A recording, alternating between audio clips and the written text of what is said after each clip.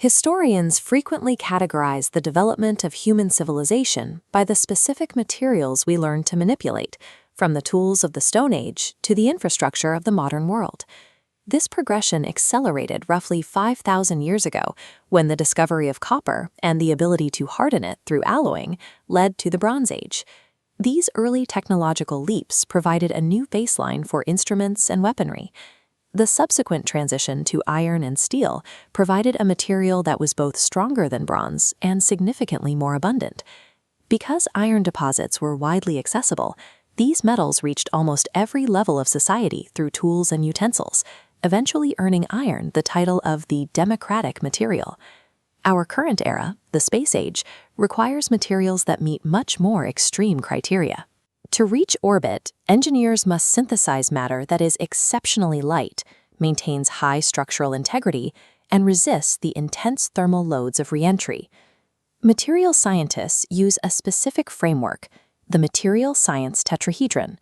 It maps 4 interdependent components: processing, structure, properties, and performance. Modifying a material's processing, like varying a metal's cooling rate, alters its internal structure, dictating its properties and final performance.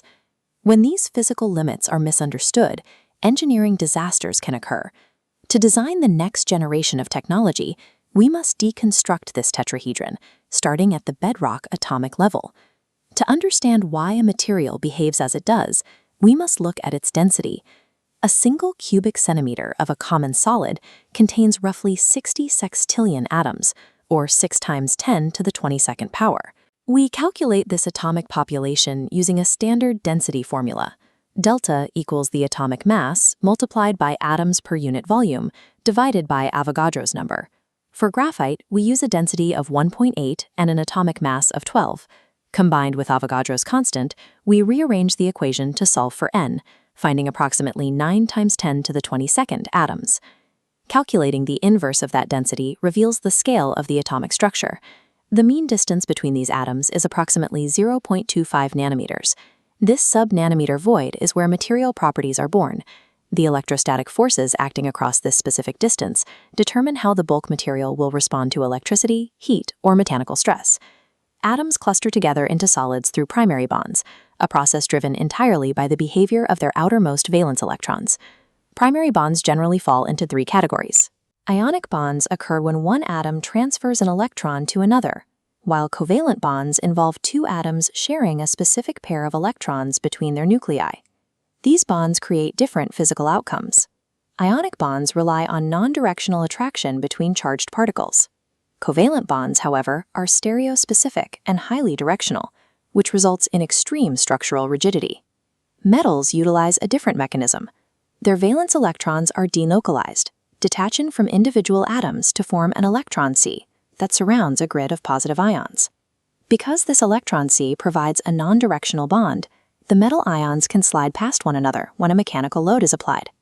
This allows metals to deform and absorb energy without the structure breaking apart. We also see secondary bonds, such as van der Waals forces and hydrogen bridges. Though these are significantly weaker than primary bonds, they are necessary for holding large molecules together in polymers and influencing the unique properties of water. The difference between a material that bends and one that shatters is found here. It depends on whether the valence electrons are shared fluidly throughout the lattice or are locked into rigid, specific pairs. As materials solidify, atoms self-organize.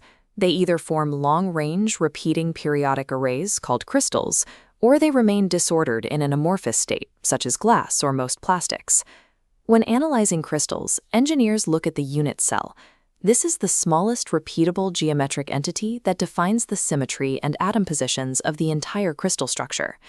We evaluate these cells using 2 metrics: the coordination number, which is the number of nearest bonded neighbors, and the atomic packing factor, which represents the fraction of the cell volume actually occupied by atoms. A simple cubic structure features atoms at the corners of a cube. This yields a coordination number of 6 and an atomic packing factor of 0.52, meaning only about half the volume is occupied by solid matter. By placing an atom in the center of the cube, we create a body-centered cubic arrangement. This increases the coordination number to 8 and the packing factor to 0.68. If the atoms occupy the faces of the cube instead, the structure becomes face-centered cubic. This is a highly efficient arrangement with a coordination number of 12 and a maximum packing factor of 0.74.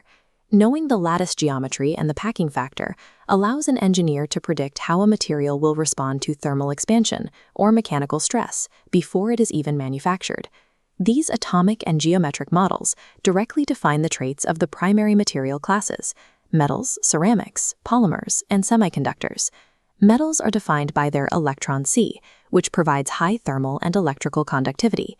This non-directional bonding makes them strong yet capable of deforming under heavy loads.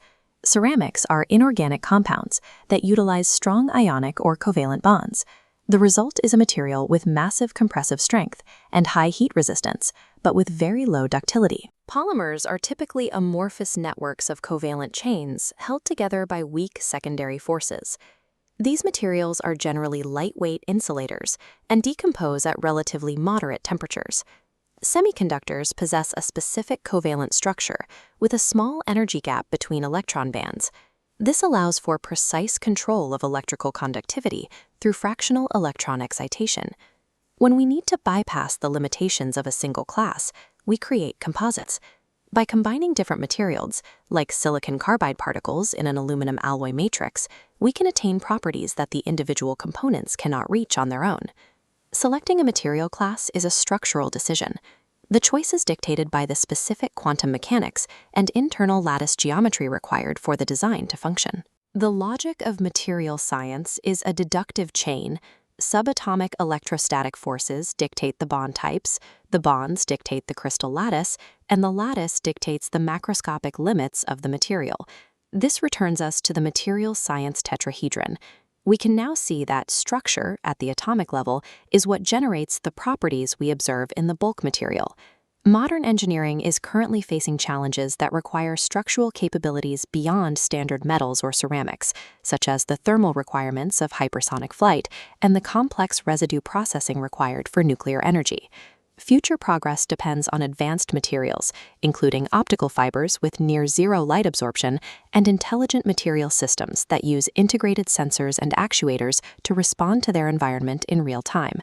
To invent these technologies, engineers can no longer rely on trial and error. They must mathematically exploit the relationship between processing and atomic structure to engineer absolute performance from the atom up.